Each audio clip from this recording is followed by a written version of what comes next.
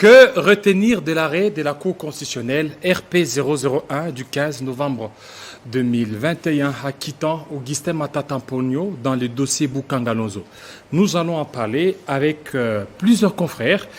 Christian Bossembe, Congo Buzz Télévision, Ndeko Zulu, Canal Kin Télévision, Madame Paulette Kimutu, Lyon Télévision, Eric Iziami, Antenne A, Patin Kieri, Univers Group Télévision, Floride Zantoto, Peter Tiani, Perfect Télévision. Alors, devant nous, nous aurons un invité, Maître Frédéric Tchingej. Bienvenue, Maître. Merci. Voilà, avant que nos confrères ne fassent le tour ici, qu'est-ce qu'on peut retenir de l'arrêt? Cet arrêt, parce qu'on a tendance à voir que ça risque de devenir un papier sans impact, parce que jusque-là, c'est comme si on ne parvient pas à respecter le verdict de l'arrêt de la Cour constitutionnelle. Oui, ce n'est pas parce qu'on ne veut pas respecter le verdict que ce n'est plus une décision. La décision est décision. Et les effets directs d'une telle décision est qu'après cette décision, il n'y en aura plus d'autres. Il n'y en aura plus d'autres. Il n'y en aura plus d'autres. Parce que la Cour constitutionnelle, surtout quand elle agit en matière pénale, c'est pour mettre fin à toute la procédure pénale intentée. Mais déjà, la Cour de cassation est en train de se préparer pour certainement se prononcer dans cette affaire de Boukangalonzo. Non, le parquet général près la Cour de cassation. Et le parquet général près la Cour de cassation est en train d'agir en violation de la loi. Parce que, en termes de primauté des normes juridiques, aucune décision ne peut être au-dessus de celle de la Cour constitutionnelle. C'est impossible. C'est-à-dire, lorsque la Cour constitutionnelle, c'est d'ailleurs, avant que la Cour constitutionnelle ne soit saisie, c'était le parquet près la Cour constitutionnelle qui a entamé l'instruction. Et vous êtes sans ignorer qu'il y a deux principes sacrés qui régissent les ministères publics. C'est le principe de l'unité et le principe hiérarchique. Dans le principe de l'unité, c'est supposé que lorsque un dossier est instruit devant un parquet, tous les parquets sont automatiquement liés de ce qui va arriver. Lorsque ce parquet décide d'amener sa procédure devant une cour, c'est supposé que le parquet, dans le principe de l'unicité, a fini son travail. Et il n'existe pas de passerelle, je l'ai dit tout le fois où je suis passé ici, d'une procédure qui peut déjà quitter un parquet et retourner devant le même parquet. Ça n'existe pas. Voilà, pour ne pas monopoliser la parole, Monsieur Christian Bossembe, bienvenue. Salut. Voilà, alors vous avez deux questions à adresser à notre invité, Maître Frédéric Tchingej. Alors, Maître Frédéric, cet arrêt va rester dans l'histoire comme le premier arrêt. C'est assez historique, il faut le dire. Mais est-ce que vous ne craignez pas que ça crée un précédent fâcheux? Est-ce que ce n'est pas finalement la consécration à l'impunité? Ça veut dire quand on a été Premier ministre et que l'on quitte les fonctions, on ne pourra jamais être poursuivi ni attaqué et on se reprochera de rien. Est-ce que vous n'êtes pas en train de voir que nous allons droit dans la consécration de l'impunité? Au contraire, je suis en train de voir qu'on donne de la matière à nos députés qui passent souvent le temps à ne rien faire parfois. C'est-à-dire, lorsque nous avons des questions pareilles, c'est le Parlement qui doit travailler pour l'avenir. Vous êtes sans ignorer que les lois sont promulguées pour l'avenir et non pour le passé. C'est-à-dire, ça c'est une question, c'est une problématique. Sans entrer dans les fonds du dossier pour justifier si oui ou non les faits reprochés à notre client sont avérés ou non. Mais je dis d'emblée que lorsque nous avons des questions pareilles, automatiquement, les députés doivent s'en saisir ou l'exécutif pour préparer un projet de loi pour l'avenir. Est-ce que ce n'est pas une question du juge naturel finalement? Parce que, est-ce que vous êtes d'accord avec moi que la Constitution prévoit que tout le monde ait son juge naturel, y compris le Premier ministre? Alors ici, la question fondamentale, c'est de savoir, on juge quoi exactement? Les faits ou l'homme? Si c'est l'homme, c'est quoi sa juridiction? Si c'est les faits, c'est quoi la juridiction? On juge l'homme par rapport aux faits. Oui. C'est-à-dire la personne poursuivie, c'est une personne humaine comme vous et moi. Mais son juge naturel, c'est le juge que la loi lui assigne. Et c'est quoi dans les cas précis? Dans les cas précis, Matata Ponyo n'a pas de juge naturel. Il n'en a pas. Comment vous trouvez ça normal? C'est pourquoi je vous dis que ce n'est pas une déviation constitutionnelle, une déviation de la pensée constitutionnelle qui veut que lorsqu'on n'est plus Premier ministre, parce que la Cour constitutionnelle, comment la Cour va saisir quelqu'un alors qu'on sait à la fin de compte la Cour n'aura pas la couronne à l'enlever. Il n'y aura pas de couronne à enlever. Pourtant, son juge naturel, selon certaines personnes, devrait en principe être la Cour de cassation depuis le début. Vous savez, la Cour de cassation est juge naturel de Matata Ponyo pour d'autres faits. Pour d'autres faits. Par exemple, aujourd'hui, si Matata Ponyo commet une infraction, il est justiciable directement de la Cour de cassation. Mais la Cour de cassation n'a pas de compétences d'instruire sur une matière non prévue pour elle. C'est ça maintenant. C'est pourquoi je dis on juge la personne et par rapport à certains faits. Les faits reprochés à Matata Ponyo par rapport au principe de la cristallisation au moment de la commission, Matata Ponyo n'avait pas ce statut. Estimé Kilolo, je terminerai par... Oui, allez-y. Alors, dans ces cas, est-ce que vous ne trouvez pas que, comme je l'ai dit dans l'introduction, on est en train d'ouvrir un nouveau dossier? Parce que dire des anciens militaires? Je suis un militaire, ma juridiction, c'est la juridiction militaire, je tue, j'assassine et je ne suis plus militaire. On me demande de revenir là, je dirais non, ma juridiction, c'est maintenant civil. Est-ce qu'on n'est pas en train, par analogie, créer une condition finalement assez compliquée pour tout le monde? Pour les anciens directeurs, pour les anciens PDG, pour les anciens et pour les anciens. Il faut faire attention. Ce que vous venez de dire ici a déjà été tranché par la loi. Okay. Aujourd'hui, vous êtes civil, vous commettez des infractions, demain vous devenez militaire. C'est le juge civil qui vous juge. Ce n'est plus un juge militaire. C'est lui aussi qui était militaire. Il commet des infractions, il devient civil. C'est le juge militaire qui va les juger. C'est-à-dire c'est au moment de la commission des faits. C'est déjà tranché par la loi. C'est de même aussi pour Matata Ponyo. Il commet les faits pendant qu'il est Premier ministre. Qui les juge? Normalement, c'est le juge de la Cour constitutionnelle. Mais dans cette loi, il est dit clairement que le juge constitutionnel est juge pénal du Premier ministre qui est en fonction. C'est ça le problème. Quand la loi veut une chose, elle le dit. Quand elle ne veut pas, elle le dit également. Mais la loi a déjà dit. Donc personne ne peut venir changer. À moins que l'on puisse modifier la loi, parce que c'est modifiable et la Constitution est modifiable. Mais lorsqu'on l'aura modifié, Matata Ponyo ne serait plus dans l'autre loi. Donc pour le moment, Augustin Matata Ponyo, dossier Boukangalonzo, c'est clos pour lui. Par rapport à lui, il n'y a pas de chemin. On peut tout dire, on peut tout faire. Ce que la loi veut, elle le dit. Nous sommes dans un État qui n'est pas barbare, où on peut décider par le bruit de la cité. Le palais de justice n'existe pas, c'est là où il y a l'élite qui réfléchit conformément au texte pour entamer des procédures. Voilà, un deuxième intervenant, M. Ndeko Zulu, bienvenue. Mbote Ndeko Kilo. Voilà, Mbote. Vous avez deux questions à poser à notre invité, Maître Frédéric Tchingej. Merci, Maître Mbote. Mbote. Matata Ponyo Augustin a quitté et pas la Cour constitutionnelle, bloqué dans le Sénat. Azo compté pour ça l'année n'est pas dans la situation. Azo talela uniquement Mibeko. Parce que ce n'est pas parce que Moutouakoko a décidé à violer les droits nayo que les droits nayo existaient. Parce que ce que moi j'ignore peut exister comme ce que l'autre ignore peut exister. C'est-à-dire l'ignorance, c'est une situation de prison. Donc celui qui le bloque n'est qu'ignorant. Mais Matata connaît son chemin, il doit persévérer jusqu'à ce que la loi sera appliquée. Est-ce que vous comptez comme même les Cambo auprès de la juridiction internationale? Je ne pense pas. La solution nyonso est à. Parce que ce que tu en matière d'exécution de la décision, la loi n'a pas clair. Par exemple, tu as la constitution, la Cour constitutionnelle. Ce que la Cour constitutionnelle est rendre décision na yé, c'est-à-dire décision on les a rendues na combo ya ba congolais nyonso tout sans exception et puis et vous allez exécuter na combo ya président de la République en tant qu'institution. C'est pour dire que mutawo vous allez likolo ya décision na azate. Sauf que quand on met que likolo nango au commettre infraction autobengaka rébellion, c'est automatique. Mais il y aurait des tractations pour le camp d'Augustin Matata Ponyo de mener cette affaire devant des juridictions internationales. Vous savez, depuis que nous avons étudié le dossier Oyo, nous avons monité vers instance internationale, peut-être sur le plan politique, parce que Matata Ponyo c'est un homme politique. tout ce qui concerne un homme politique est politique.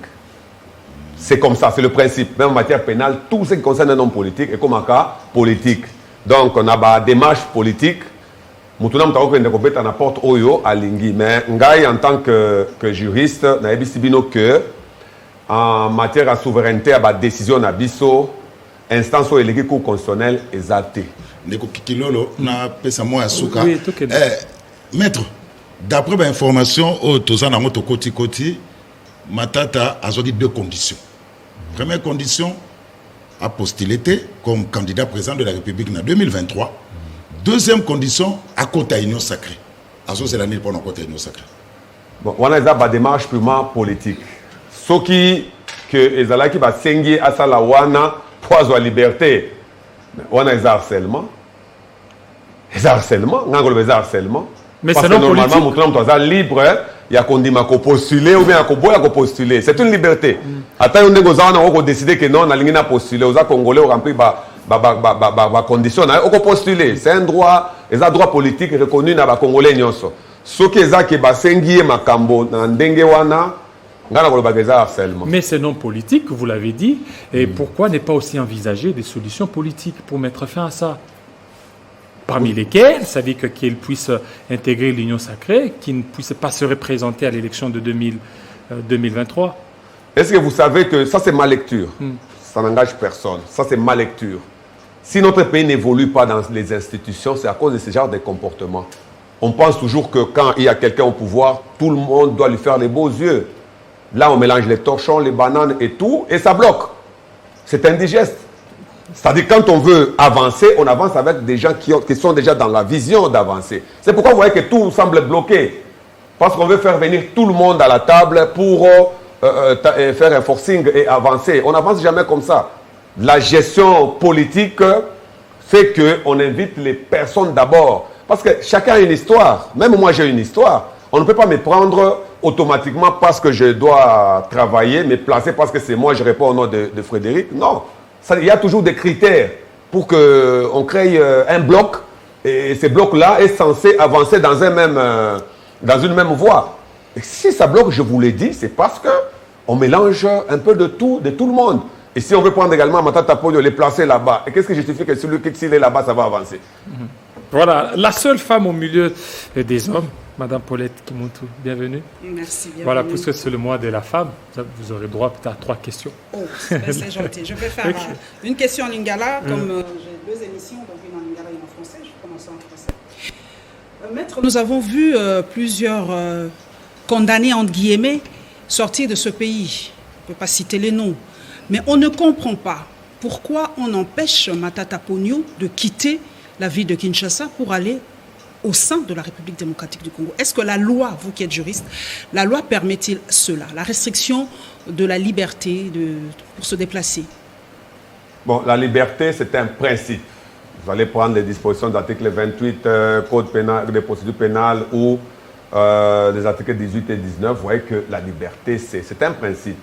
On ne peut limiter la liberté qu'exceptionnellement. Par exemple, on se rend compte que cette personne ici peut fuir, tout ça. Il y a plusieurs raisons. Ou bien pour votre propre sécurité, on peut aussi vous maintenir pour votre propre sécurité. Mais pour le cas de Matata Ponyo, il n'y a aucune raison. Premièrement, quand ce problème a commencé, Matata Ponyo n'était pas au pays. Il était à l'extérieur. Et il est revenu affronter ces problèmes. Ce qui justifie, si nous prenons l'élément intentionnel, il faut exclure automatiquement l'hypothèse d'un fouillard. Je suis juriste, je sais que l'intime conviction nous gère tous. Une personne qui était à l'extérieur, il y a des charges contre elle. Mais cette personne s'est dit, je vais affronter. Mais ce n'est pas par après qu'elle va se dire que je dois fuir. Donc ça, ce ne sont que des prétextes. Fuir, c'est impossible d'abord. S'il veut quitter, c'est pour se faire soigner. Mais les bloquer, c'est une violation de ce droit. C'est qu'on a lingala papa. Tout le monde qui Matata Ponyo Azaki côté parmi ba premier ministre basa Moussa Malam ba cotation na en tout cas ba lobi batomi ba koloba era matata ponyo moins stabilité zaraki moins nini.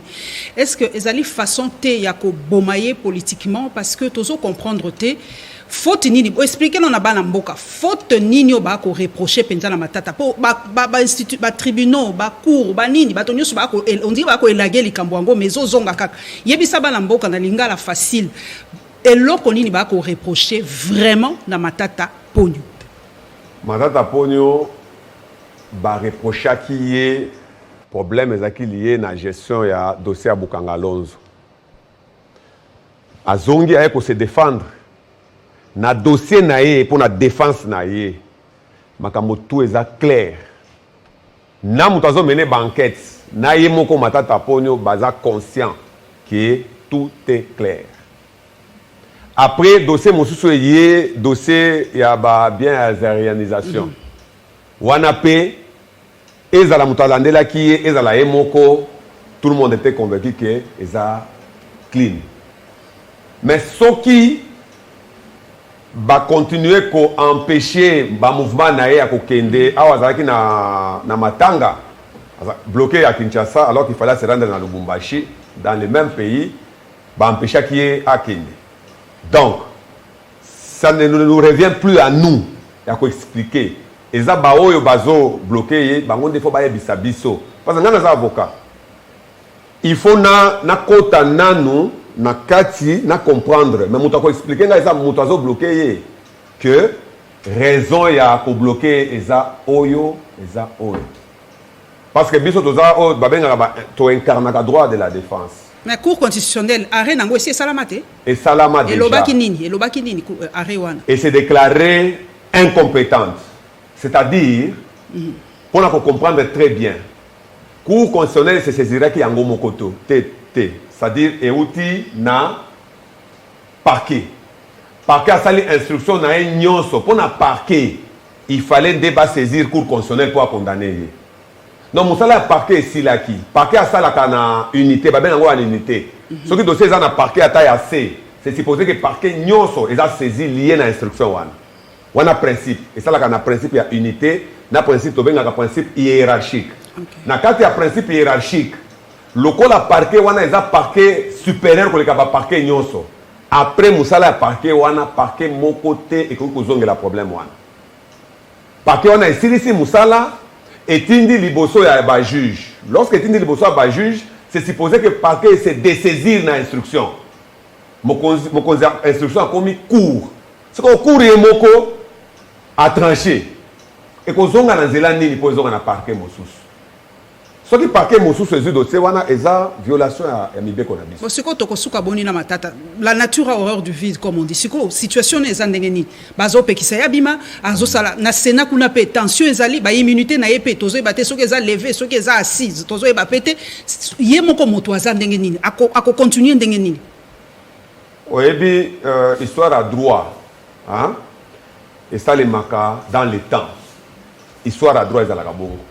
C'est-à-dire pour tous juger justice na biso tozo attend chaque jour réseau les cas tozo comptabiliser yango l'autre comme na souka net retirer ba conclusion mais en attendant la victime nos victimes mais ce n'est pas qu'à la victime biso ne s'auto croiser maboko non chaque jour tozo avancer dans zela et la mutozo bloquer liberté naïve chaque jour qui passe et on va résoudre le problème non.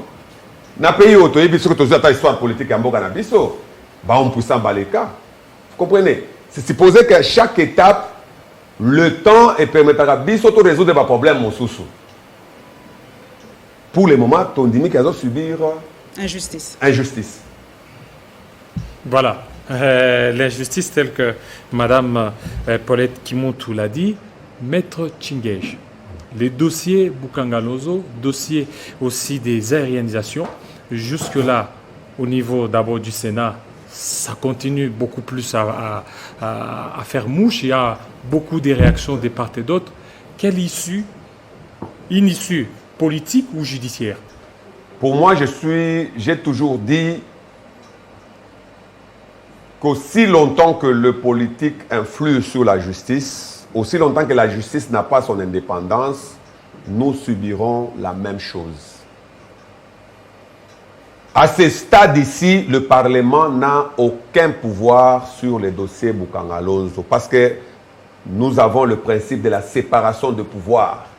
Lorsque le pouvoir judiciaire a pris la décision, les deux autres pouvoirs ne peuvent que s'incliner. C'est de même lorsque le Parlement prend une décision, les autres pouvoirs s'inclinent.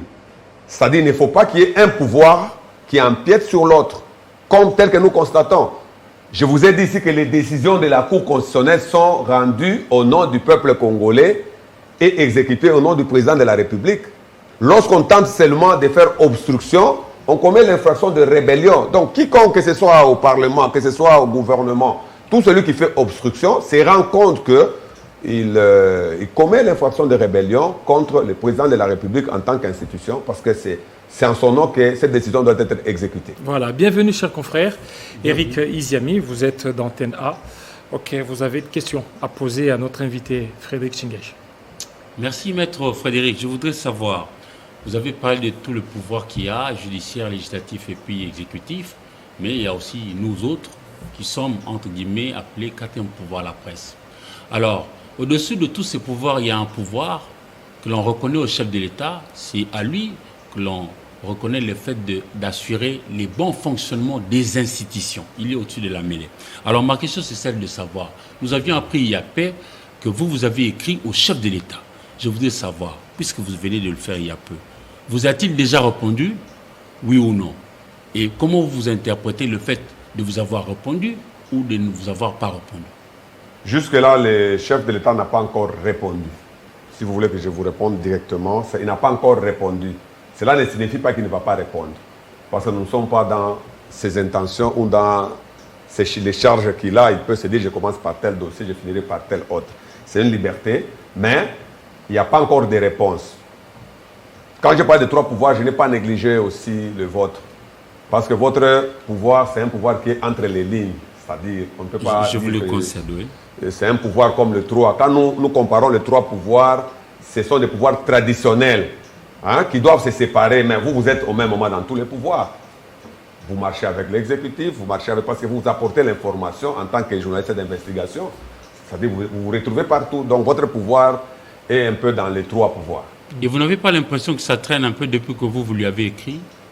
Évidemment, comme il n'y a pas un délai légal pour que le chef de l'État réponde à une lettre pareille, je pense que je ne peux pas lui prêter des intentions.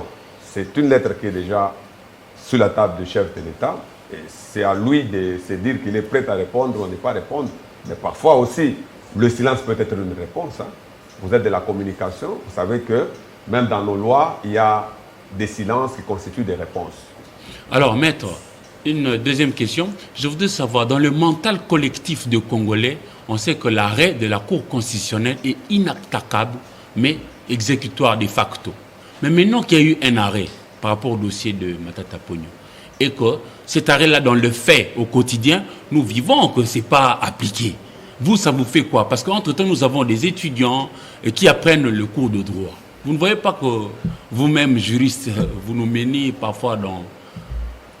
Non, les juristes, moi je vous dis ceci, il existe des juristes et des juristes sérieux. C'est ça le problème.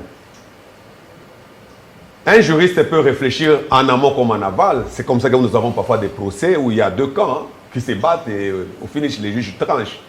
C'est-à-dire que chacun peut réfléchir à sa manière.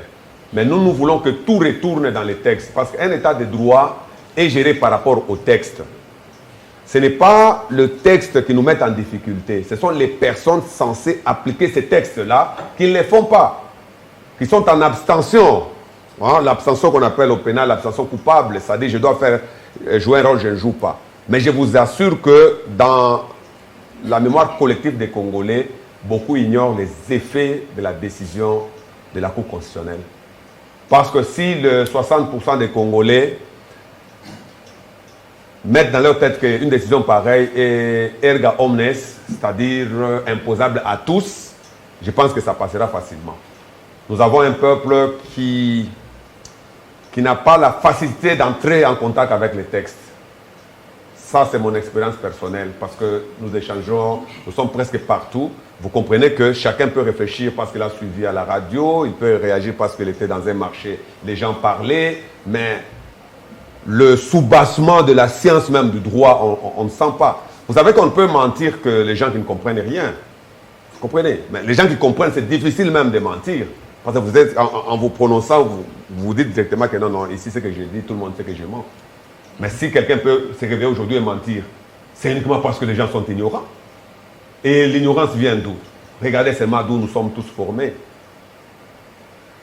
D'où nous sommes formés tous. C'est déjà un grand problème. Nous avons des diplômes, les mêmes diplômes, mais nous ne sommes pas les mêmes. Donc ce sont des grands problèmes que nous avons. D'amener la mémoire collective à comprendre les choses comme ça doit être. Voilà. Lors de sa première question, il vous a posé, vous dire, le fait pour le chef de l'État de ne pas répondre, est-ce que c'est un sabotage?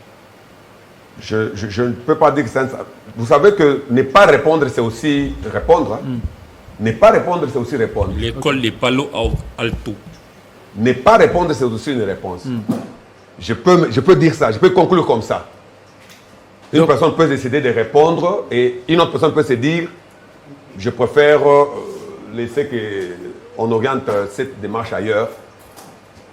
Vous comprenez? Parce que parfois, un chef d'État peut agir sur une question et puis on dit non, il y a une ingérence. Vous comprenez? Nous sommes dans un pays où chacun juge de sa manière. Voilà. Monsieur Patinkeri, bienvenue. Merci Jean-David Kilolo. Voilà. Maître Tchingé, j'ai à votre disposition pour les deux questions.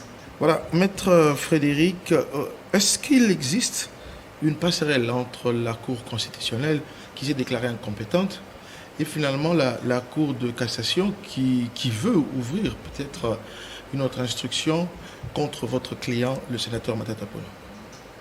Aucune passerelle. Aucune passerelle n'existe. C'est la raison pour laquelle on a éclaté la Cour suprême de justice de l'époque. On l'a éclaté pourquoi? C'était pour que chaque juridiction se place et traite des matières spécifiques. Et j'insiste, si la Cour constitutionnelle rend une décision, aucune instance, aucun pouvoir ne peut revenir dessus. Qu'est-ce qui se passe alors pour ce cas? C'est la violation de la loi. C'est le manque de respect devant les décisions de justice. Et vous savez que de tous les pouvoirs qui existent, l'enfant pauvre a toujours été le pouvoir judiciaire. Tout le monde le sait. Parce qu'il y a les politiques au Parlement, il y a les politiques au gouvernement, ils se jouent comme le ping-pong, et puis il y a les petits filets, c'est la justice. S'il attrape les ballons, il attrape. Mais si vous êtes en face des spécialistes, la justice n'attrapera rien. Donc si l'instruction aboutissait, votre client ne va pas se présenter devant cette cour? Bon, vous savez, il ne doit pas se présenter. Il a une décision opposable à tous. Si c'est un parquet qui agit, ça sera en violation de la loi. Si c'est une cour qui agit, ça sera toujours en violation de la loi. Parce qu'il y a déjà une décision. Vous savez, ça brise même notre sécurité juridique. Un État doit avoir ce que nous appelons la sécurité juridique. Les problèmes ne doivent pas rester éternels. C'est-à-dire un problème qui commence et ne se termine jamais. L'État met les moyens pour des procès et puis par après, il ne récupère rien. Après, donc on ne peut pas rester dans ce cycle-là. Il faut toujours trancher des problèmes. Il ne faut pas les gérer. Il faut trancher. Autre question vraiment très importante, j'estime, c'est la question des immunités. Retiré à Matata Ponyo pour le dossier zaïranisation. Finalement, nous avons encore le dossier Bukanga-Lonzo et pour lesquels la Cour constitutionnelle s'est déclarée donc incompétente. Aujourd'hui, qu'est-ce qui bloque la restitution des immunités à Matata Ponyo? Est-ce que le règlement intérieur du Sénat prévoit qu'après, en cas de justice, une personne a quitté, blanchi, est-ce que ce n'est pas automatique ou est-ce qu'il faut encore une autre plénière? Premièrement, si nous ne devons nous en tenir qu'au droit, les immunités de Matata Ponyo n'ont jamais été levées. Si nous devons nous en tenir qu'au droit, parce que qui a sollicité la levée des immunités? C'était devant qui? Ce sont les questions les plus importantes de droit. Matata Ponyo poursuivi pour des faits prétendument commis pendant qu'il était Premier ministre, c'est les congrès qui devaient normalement siéger. Ce n'était pas, il ne revenait pas au Sénat de prendre une décision pareille. Et la décision se prend comment? On l'empêche d'abord d'avoir ses moyens de défense et puis on lève les immunités. Moi, je dis si nous devons nous en tenir qu'au droit, il a ses immunités. Deuxièmement, si nous devons considérer ce qui s'est passé avant. Mais quand la Cour constitutionnelle a rendu sa décision, c'était automatique qu'il récupérait ses immunités. Donc, il les a jusqu'aujourd'hui. Si on l'empêche de jouir, c'est une obstruction à ses droits. Mais dans les faits, on va terminer par là, n'est-il pas fragile comme ça, sans immunité? N'est-il pas fragile? Mais c'est ça même le besoin de lever les immunités, c'est fragiliser la personne de Matata Ponyo. C'est ça, on l'a fragilisé. Mais on ne l'a pas fragilisé dans le respect de la loi. C'est ça le problème. Parce qu'on peut vous fragiliser par la brutalité aussi. Mais nous sommes dans un État qui veut que la procédure soit respectée, même si, parce que la loi dit quoi? La Constitution nous dit quoi? Nul ne peut être poursuivi, arrêté, détenu, condamné qu'en vertu de la loi et dans les formes que cette loi prescrit. Alors, quelle est la procédure qui a été suivie? Donc nous sommes partis de la violation de la procédure jusqu'à la fin. Il n'y a que la Cour constitutionnelle qui a respecté l'esprit du législateur. Jusque-là. Voilà, maître, attendant qu'on puisse avoir notre confrère, Peter Tiani, mais il y a une frange des juristes qui estiment, dès lors que la Cour constitutionnelle s'est déclarée incompétente, il faut qu'une autre juridiction compétente puisse se saisir du dossier. Vous savez, nous sommes en matière pénale. Il faut toujours faire attention lorsque nous sommes en matière pénale et dans une affaire qui a commencé par le parquet. Lorsque nous allons par voie de citation directe, nous forçons la main du ministère public. Parfois, quand le tribunal se déclare incompétent, on va rechercher l'autre tribunal. Ici, nous sommes dans une affaire qui a commencé par le parquet. Il faut retenir ça. Le parquet a mené les enquêtes. Je vous ai dit, en vertu du principe de l'unicité du pouvoir du parquet, le rôle qu'a joué le parquet pour la Cour constitutionnelle a attaché tous les parquets de la République à cette action-là. Et deuxièmement, je vous ai parlé du pouvoir hiérarchique des parquets. Le parquet supérieur a traité un dossier, l'a achevé, s'est dessaisi, s'en est dessaisi pour donner le pouvoir à la Cour. Et quel est l'autre parquet qui peut revenir dessus sans violer la loi? Voilà. Monsieur Peter Tiani, bienvenue. Merci. Maître, bonjour. Bonjour. Maître, vous parlez bien droit, mais à vous entendre parler, vous avez raison juridiquement. Est-ce que vous avez l'impression qu'il y a des limites politiques aujourd'hui sur le cas Matata? Moi, je pense que je peux dire que oui. À quel niveau? Parce que, je le dis ici, Matata Ponyo est un homme politique. Et en vertu de la loi, tout ce qui concerne un homme politique est politique. Tout. Même où il vit, c'est déjà politique. Le restaurant qu'il fréquente, c'est déjà politique. Même tout ce qu'on lui reproche. Tous les actes. Détournement pour Kangalonzo. Un homme politique, même quand vous devez poursuivre un homme politique, l'action est déjà politique. Même lorsqu'on a commis l'infraction sur un homme politique, cette infraction en droit pénal est appelée infraction politique. C'est-à-dire qu'on ne peut pas détacher un homme politique de la politique. Donc la bataille, elle est plus politique que judiciaire. J'ai des questions avec, par question sous question, comme me l'a demandé le confrère Zontoto. Batidi n'est pas avoir été saisi de cet arrêt de la Cour constitutionnelle, raison pour laquelle ça n'a pas d'effet au niveau du Sénat. Qu'est-ce que vous en pensez, vous? Bon, vous savez, j'ai suivi le président Bahati et je l'ai dit une fois ici que ce sont des erreurs qu'il commet tout simplement. Il commet des erreurs. Ce sont des erreurs. Vous savez, un président du Sénat, il n'est pas chef des sénateurs. C'est l'un des sénateurs. Vous comprenez? Il faut toujours qu'il y ait préséance. Et avoir la préséance, ça ne signifie pas que quand vous parlez au nom du Sénat. Non. Chaque sénateur a son pouvoir. Il y a un problème, Bahati, Matata. Ça sera à quel niveau? C'est au niveau des... Pourquoi Bahati on voudrait à Matata? Pour quel intérêt? Il n'y a que lui qui pourra dire. Il s'étonne aussi de cette situation. Non, s'étonner. Il veut juste respecter la loi et Matata n'est pas dans les règles. Non. Surtout de ces côtés, ne parlons pas de respect de la loi. Moi, je suis censé vous dire ce que la loi a dit. Je suis censé. Les juristes de Bahati disent aussi la même chose. Oui, je vous dis que... On est dans une guerre des juristes, là. Ce n'est même pas la guerre des juristes. J'ai dit qu'il y a des juristes et des juristes sérieux. Les juristes sérieux comprennent les choses. Vous comprenez? Les juristes de Bahati sont des juristes moins sérieux. Ils sont juristes. Moins sérieux. D'accord. Mais nous faisons partie des juristes sérieux. Quand je vous donne une disposition légale, vous pouvez aller vérifier ça. Mais quand le président Bahati a parlé, il n'a pas donné des dispositions légales. Mais moi, quand je vous parle, je vous donne des dispositions légales pour que vous aussi, vous allez vérifier. C'est ça le droit, c'est ça les juristes.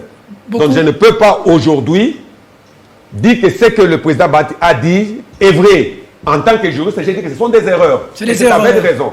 Et des grosses erreurs parce que quand le président du Sénat prend la parole, on doit faire la différence entre le président du Sénat en tant que sénateur, comme tous les sénateurs, qui donne son point de vue, et le président du Sénat qui prend la place du Sénat pour se prononcer au nom du Sénat.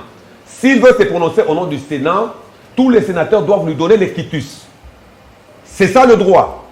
Mais s'il fait une sortie médiatique, ça l'engage, c'est un homme politique aussi. Il a ses ambitions. Il est sénateur aussi. Il peut agir en tant que sénateur, mais ça l'engage.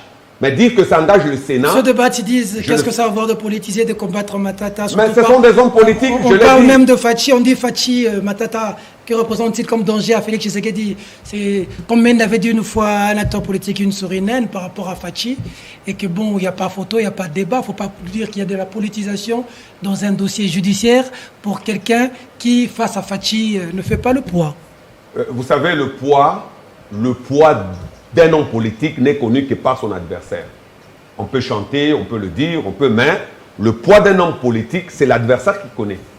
Vous savez, pour un homme politique, même celui qui travaille chez lui peut être un élément dangereux. Pour un homme politique, c'est comme ça. Un homme politique n'a pas d'amis. Il n'a pas d'amis. Il peut se dire que tout le monde peut constituer une menace. Pour un homme politique, c'est comme ça. Vous n'ignorez pas ça. Vous êtes journaliste d'investigation. Vous savez que pour un homme politique, tout peut constituer un danger. Dernière question, est-ce que le bloc Est, avec Matata, qui a fait ce qu'on sait au niveau de Maniema, est-ce qu'aujourd'hui, comme on l'a entendu certains dire, qu'il était contraint à adhérer à l'Union sacrée, il a refusé au regard de son poids et de sa popularité au niveau de Maniema, qui fait en sorte qu'il a des démêlés aujourd'hui, et que même si vous criez justice, ben, je vais même paraphraser quelqu'un, Montesquieu, qui dit, passez-moi, il dit il n'y a point de plus cruelle tyrannie que celle que l'on exerce à l'ombre des lois et avec les couleurs de la justice. Est-ce que c'est le cas Matata aujourd'hui, au regard de son refus d'adhérer à l'Union sacrée et surtout de son poids au niveau de Maniema? Côté justice, tout a été fait. Côté justice, tout a été fait. Nous sommes au niveau de l'exécution. C'est là le problème, c'est l'exécution. Vous savez, ce n'est pas seulement les dossiers Matata Pogno. Vous savez combien de dossiers sont ici rendus, coulés en force de choses jugées, qui ne sont jamais exécutés? Ça, nous sommes dans un pays où, même lorsque les juges ont parlé, personne n'accepte. C'est vrai qu'on lui a demandé d'adhérer à l'Union sacrée? J'entends ça. C'est vrai ou faux? Nous entendons ça, mais j'ai dit si c'est là, c'est vrai ou faux? si cela est le cas... Vous êtes dans les secrets des dieux, c'est vrai ou faux? Et non, qu'il aurait refusé. Je suis avocat. Pour un avocat, c'est que cet oreille a entendu, l'autre n'a rien entendu. Ça, c'est un avocat sérieux. Donc, je ne peux pas, quand j'ai entendu avec cette oreille, l'autre a entendu automatiquement. Non. Mais j'ai dit, si tel est le cas, il s'agit du harcèlement pur et simple. Merci, maître. Voilà, le Sénat continue toujours à attendre la notification du parquet près la Cour de cassation. Quel est le rôle de la notification? Parce que ça fait débat, notification. C'est pourquoi je vous dis, le concept de droit, souvent il faut le laisser aux juristes. La notification, c'est le fait d'apporter l'information. Qui n'est pas informé ici au Congo que la Cour constitutionnelle a rendu une décision? Qui n'est pas informé? Qui n'est pas informé? Tout le monde est informé, parce que la notification, c'est ça l'information. Tout le monde est informé. D'ailleurs, si nous étions sérieux, le Sénat aurait procédé comment?